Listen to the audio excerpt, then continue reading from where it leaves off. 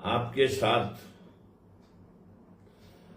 अपनी भावनाओं को साझा करने के लिए आपके बीच में आया हूं। उम्मीद करूंगा कि इस आजादी के लिए ना जाने कितने रणबांकुरों ने हंसते हंसते फांसी के फंदे चूम लिए, कितने लोगों को अंग्रेजों ने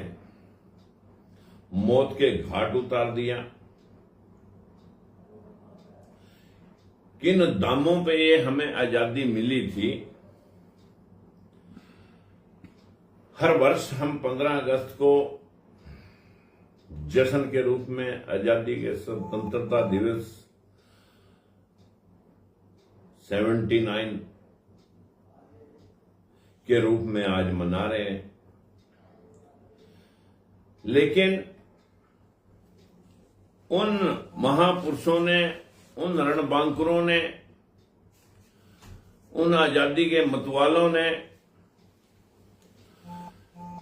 कल्पना भी नहीं की होगी कि इस प्रकार का भेदभाव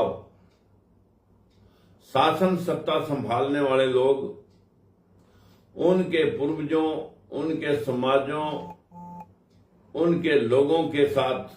ऐसा सुतेला व्यवहार भी करेंगे। ये उन लोगों को कभी कल्पना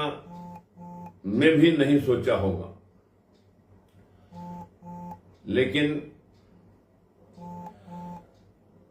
कुछ लोगों के, इतिहासकारों ने कुछ लोगों के नाम पटल पे रखे हैं कि मंगल पांडे ने आज क्रांति की शुरुआत की थी, लेकिन उससे पहले तो माता दीन भंगी ने जब इस देश के लोगों को बताया था कि जो कारतूस बनाए जा रहे हैं जिसमें गौ और सूअर का मांस मिलाकर के कारतूस को जिस दांत से आप कुरेदते हो, उससे तो आपका धर्म भ्रष्ट नहीं होता, लेकिन एक निम्न जाति के व्यक्ति को पानी पिलाने से आपका धर्म भ्रष्ट हो सकता है। जब पानी मांगा था मंगल पांडे से माता दीन ने, इतिहास के लिखने वालों ने उन लोगों के साथ बहुत ही सुतेला व्यवहार किया जिनका इतिहास में अभी तक नाम अंकित नहीं हुआ।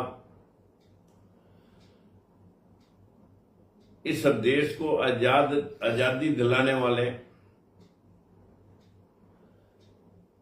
अगर महारानी लक्ष्मीबाई को झलकारी बाई, जो उसकी हमशक्ल थी, उसे अंग्रेजों से घिरे हुए मोर्चा ना संभालती तो वो उनके चुंगल से निकल नहीं सकती थी। कहीं इतिहास में उनका नाम आया नहीं, अवंती बाई का नाम इतिहास में आया नहीं, उमा देवी का नाम, जिसके पति क्रांतिकारी होने के बावजूद अंग्रेजों ने फांसी दी थी, जिसका बदला उसने सैकड़ों अंग्रेजों को, 29 लोगों को मौत के घाट उतार करके अपने पति का प्रतिशोध लिया था। धन सिंह कोतवाल, मामराज कुम्हार, झंडा गुज्जर, न जाने राव तुलाराम, आपके राजा नाहर सिंह, उसका सेनापति गुलाब सिंह सैनी, जिनको चांदनी चौक में फांसी दी गई थी। अगर मैं इतिहास को पन्ने पलटने लगूं, उन जो लोग बुनियादी पत्थर थे इस आजादी को खड़ा करने के लिए, हम चंद नामों के नाम सुनने के पश्चात महरूम रह जाते हैं। उन लोगों के साथ सौतेला व्यवहार हुआ है जब हम सोचते हैं कि राजगुरु, सुखदेव, भगत सिंह 1919 के जलियांवाले बाग के बदले में जनरल डायर को पार्लियामेंट में गोली से उड़ाने वाला ऊधम सिंह कंबोज, जब हम इन लोगों की जो ये SC, ST, OBC और माइनॉरिटी के लोग थे,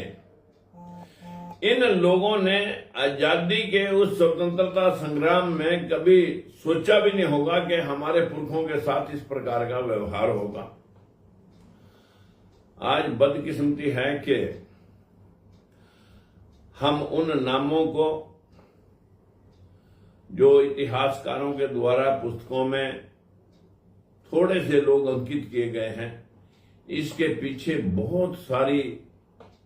दास्तान है जो लाखों लोगों ने नेताओं के पीछे, इन आजादी के मतवालों के पीछे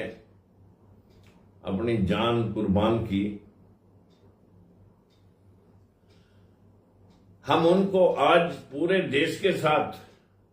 जिनको याद नहीं किया गया, जिनको इतिहास में जगह नहीं दी गई, जिन लोगों को आज सब कुछ लुटा करके, जिनके घरों पे घास सरकंडा उगा हुआ है, आज हम जहां उनको श्रद्धांजलि, जहां आजादी का जश्न मना रहे हैं, विशेष तौर पर मेरा उन शहीदों के नाम नमन है, उन शहीदों को सत सत प्रणाम है,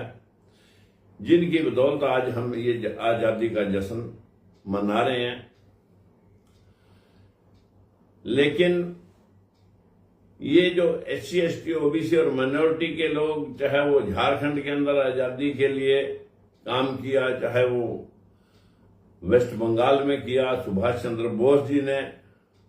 जिनका आज तक पता नहीं, अंग्रेजों के गुरिल्ला युद्ध के छेड़ करके अंग्रेजों की कॉलोनियां नेस्ता नबूद की थी, तब कहीं जाकर के अंग्रेजों को डर लगने लगा था कि अब मालूम नहीं कि किस दिन किसको कहां गोली लग जाए। ऊधम सिंह कंबोज ने जब जनरल डायर को पार्लियामेंट हाउस में इंग्लैंड में उड़ा दिया था, तब अंग्रेजों को डर लगने लगा था। जो लोग मुखबिर थे, उन लोगों ने तो अपने, RSS के लोगों ने तो मित्रों झंडा तक लगने नहीं दिया था नाग पर। इस झंडे का इतना विरोध किया। और इसी देश के बाल गंगाधर तिलक, जो अपने बड़े आजादी के मतवाले बनते हैं, कि ये तेली तंबोली भटकुण भट्ट का जगह पार्लियामेंट में हल चलाएंगे। गोलवलकर ने कहा, गोलवलकर साहब ने कहा कि यदि दलितों पिछड़ों को बराबर बैठाया जाएगा तो इस आजादी की हमें जरूरत नहीं है, हमें ऐसी आजादी नहीं चाहिए। इनको तो सिर्फ हिंदू राष्ट्र के लिए, इन दलितों पिछड़ों को गुलाम बनाने के लिए एक प्लेटफॉर्म चाहिए था कि जहां ये मनुस्मृति के मुताबिक लोगों को गुलाम बना करके अपनी ऐश कर सकें। आज लेटरल एंट्री के द्वारा उन शहीदों को भी एक किस्म से, उनकी कुर्बानियों को भी आज निश्चल या एक किस्म से अपमानित किया जा रहा है। जिन लोगों ने अपने लोगों के लिए, इस देश की आजादी के लिए कुर्बानी दी थी, आज सैकड़ों लोग लेटरल एंट्री से इस SC, ST, OBC माइनॉरिटी के लोगों के खिलाफ जो षड्यंत्र चलाया जा रहा है, ये भेदभाव कब तक चलेगा? मेरे हाथ में ये पेपर हैं दोस्तों, ये हमेशा मैं किसी भी स्टेज पे दिखाता हूं। ये मेरे पास RTI का रिकॉर्ड है। अभी तक इस देश में अगर हम आंकड़ों के ऊपर जाएंगे तो ये मेरे हाथ में RTI है। जिन लोगों ने 90% निचले तबके के लोगों ने आजादी के आंदोलन में अपनी जान गंवाई, लेकिन उनके पुरखों को, उनके लोगों को अभी तक बैकवर्ड क्लासेस की हिस्सेदारी सिर्फ 11.23 यानी 11.25% हिस्सा मिला है। पूरे देश के 25 हाई कोर्टों में, सुप्रीम कोर्ट में कहीं हिस्सा मिला नहीं। 1-2 जज को छोड़ करके 600 जजों में बैकवर्ड शेड्यूल कास्ट और माइनॉरिटी के लोगों के सिर्फ 18 जज यानी 3% लोग हैं। मीडिया सारा उन लोगों के कब्जे में है जो इस देश के शासन सत्ता के ऊपर काबिज हैं। इस देश के 800 राज्यसभा लोकसभा में करीब 800 के करीब एमपी हैं, जिनमें 500 की संख्या सिर्फ 15% लोगों की संख्या वाले लोगों के पास है। ये जो लोग थे उन शहीदों को भी अपमानित कर रहे हैं कि जिन्होंने ख्वाब देखा था कि हर किसी को समानता, हर किसी को बराबरी मिलेगी। अगर बराबरी के इस अधिकार से बाहर आज हम इस देश की आजादी मना रहे हैं, तो हम उन लोगों को अपमानित कर रहे हैं जो इन समाजों से, जिन लोगों ने इस देश के लिए अपनी जान गंवाई। लेकिन साथियों, भले देर हो, लोकतंत्र सुरक्षा पार्टी, लोक मोर्चा उत्तर प्रदेश के अंदर स्वामी प्रसाद मौर्य के नेतृत्व में हमने एक कसम खाई है कि जब तक इस निचले तबके बहुजन समाज के लोगों को इंसाफ न दिलवा दे, तब तक इस आजादी के कोई जो सपने हैं वो सपने ही रहेंगे। जब तक हम उनको हिस्सा न दिलवा दें, तब तक अपना संघर्ष जारी रहेगा। मेरी आप सब भाइयों से, क्रांतिकारियों के परिवारों से, इस देश के सम्मानित बुजुर्गों, महिलाओं, बहनों और भाइयों से करबद्ध प्रार्थना, ये देश तरक्की तब करेगा जब चहुमुखी विकास, समग्र विकास, हर समाज के उसके हिस्से की जब सुनिश्चितता कर देंगे, इस देश से जाति भेदभाव हम खत्म कर देंगे, तो समझ लेना कि तब हम सही आजादी को मनाने के लिए इस देश को आगे बढ़ा पाएंगे। आज मेरा इतना भर कहना है कि आजादी का जो जश्न है, इसका जो नशा है, इसका जो भावनाओं से हमारे जुड़ाव है, हम उन लोगों के परिवारों के प्रति भी उतने ही जिम्मेवार हैं जिन लोगों ने एक 14 साल का बच्चा ऊधम सिंह कंबोज अपने माता पिता जलियांवाला बाग में जब शहीद हुए, वो कसम लेता है और 2 साल तक जनरल डायर के घर में रोटी पकाता है। मार उसे वो वहां भी सकता था, लेकिन अंग्रेजों को खौफ जदा करने के लिए पार्लियामेंट हाउस के अंदर जब जाके गोली मारी थी, तब कहीं अंग्रेजों को पसीने छूटे थे कि अब ये देश छोड़ना पड़ेगा। हम उन परिवारों को, चाहे वो कंबोज है, चाहे वो गुर्जर है, चाहे वो माता भंगी है, चाहे वो मामराज कुम्हार है, चाहे झंडा गुजर है, ये सारे जितने भी क्रांतिकारी, अवंती बाई, झलकारी बाई, इन सबको आज फिर एक बार नमन करता हूं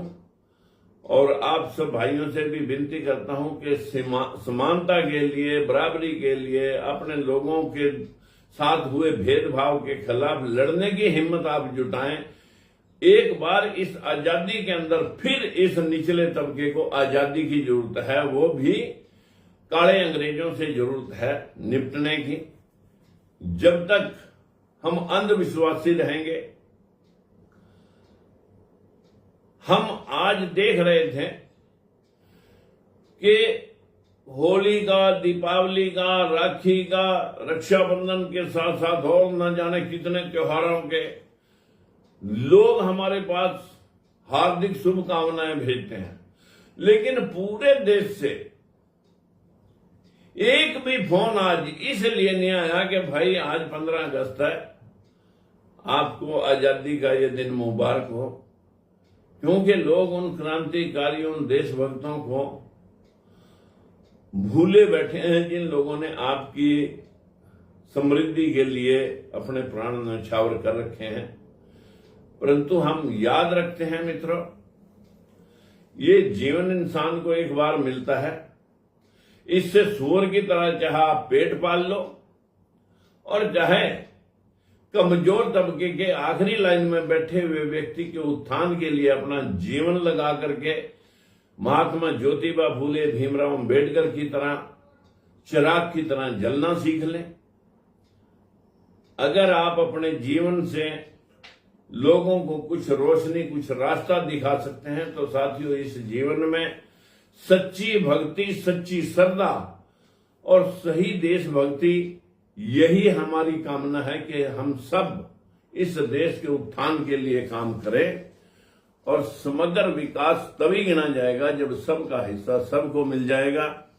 इसलिए मैं एक बार फिर उन शहीदों को नमन करते हुए, उनको श्रद्धांजलि अर्पित करते हुए फिर एक बार सभी देशवासियों को आज के इस जश्न में शरीक होकर के आप सबको हार्दिक शुभकामनाएं देता हूं, आपको मुबारकबाद देता हूं। इस आजादी के 15 अगस्त को सेलिब्रेट करने के लिए हम हमेशा आपके साथ हैं और रहेंगे। नमस्कार।